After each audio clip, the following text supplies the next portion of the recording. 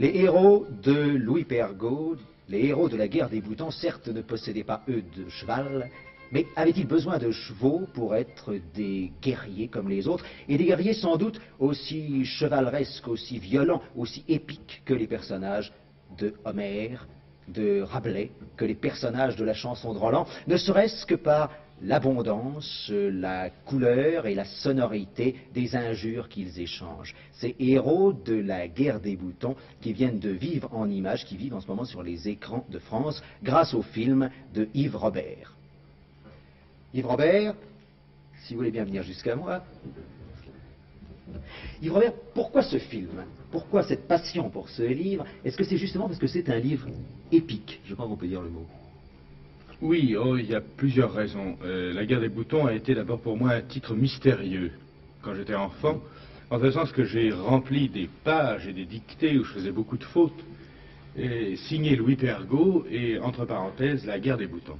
Ça paraissait mystérieux ce titre, la guerre des boutons. Qu'est-ce que ça voulait dire?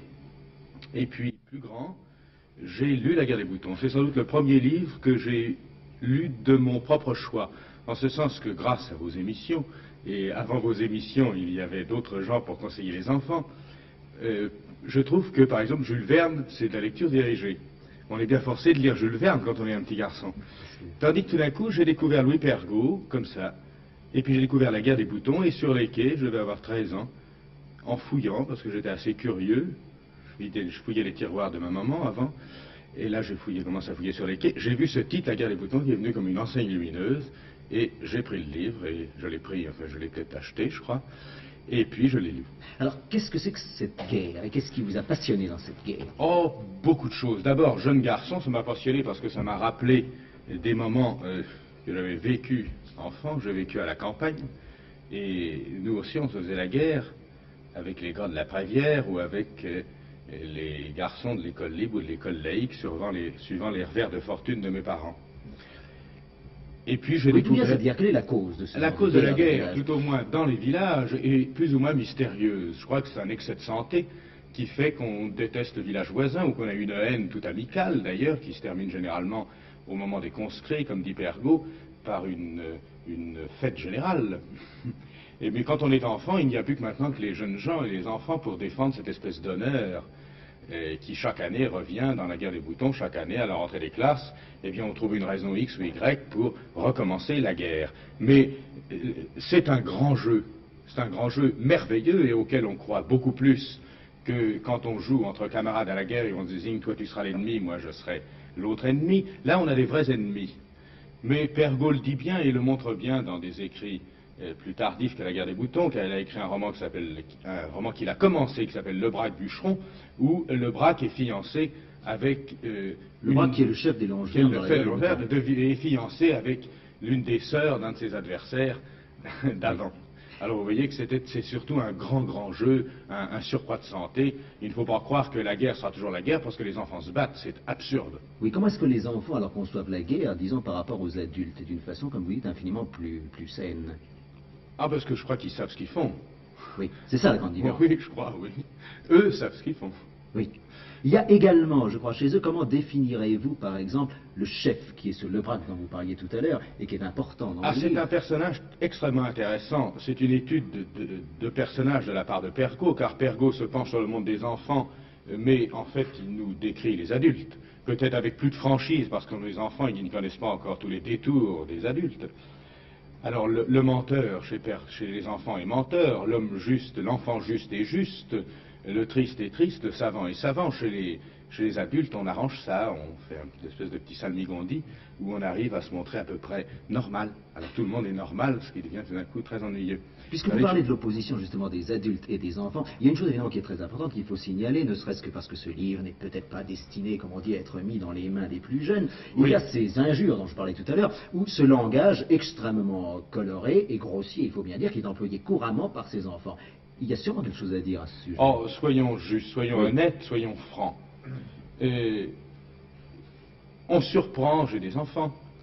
Les parents surprennent les enfants à dire des mots grossiers.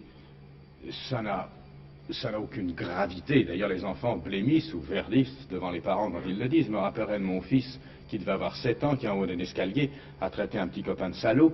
Et en fait, c'était moi le petit copain. Il avait confondu l'ombre et il l'a verdi et j'ai souri. Et puis ça s'est très bien arrangé. Je crois que si vous voulez, dans ce domaine-là, avec les enfants, il faut avoir une autorité pleine d'humour. Sans ça, on ne s'y retrouve pas. Hein. Alors Pergaud a eu la franchise et l'honnêteté de faire parler les enfants comme ils parlent entre eux. Car quand les enfants quittent la maison, l'école, l'église ou tout ce qui les règle, eh bien, ils se retrouvent avec leur père, avec leurs copains, eh bien, ils sont sûrement plus authentiques qu'enfermés dans les règles dont je parlais. C'est sûr, ça, il ne faut pas se faire d'illusions, et je crois que personne, aucun pédagogue, aucun parent ne peut se faire cette illusion, et ça n'a aucune gravité. Pergaud ajoutait que cette espèce de surcroît de vie, ce limon, la vie le décantera bien et montrera bien la vérité des personnages. On dit des enfants, quand ils se comportent comme ça, quels hypocrites, mais je crois que les vrais hypocrites sont ceux qui les empêchent de se montrer tels qu'ils sont.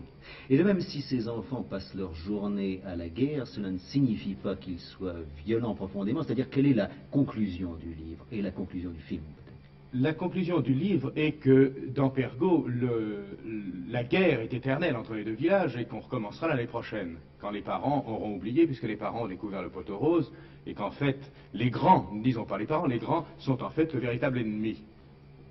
Eh bien, la guerre s'arrêtera, et puis on commencera l'année prochaine quand les grands auront oublié. Mais nous avions peur de cette réflexion avec François Boyer, l'auteur de Jeux interdits, qui a adapté, dialogué le film, et Dieu sait s'il l'a fait avec amour et l'amour de Pergaud. Nous avons trouvé à travers les écrits de Pergaud, nous nous sommes permis de donner une autre conclusion au livre. Pas du tout, la dernière phrase est la même, mais les deux héros, les deux chefs des deux bandes se retrouvent après différentes péripéties en pension.